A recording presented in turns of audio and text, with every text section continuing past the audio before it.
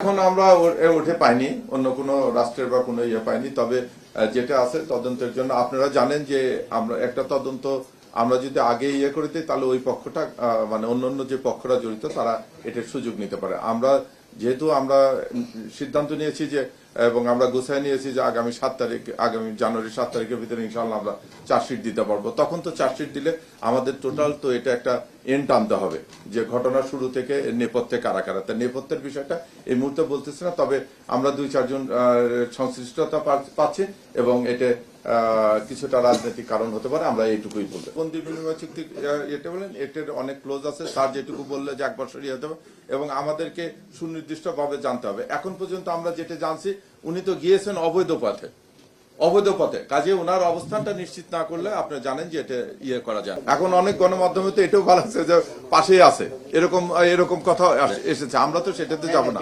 আমরা তদন্ত করতেছি।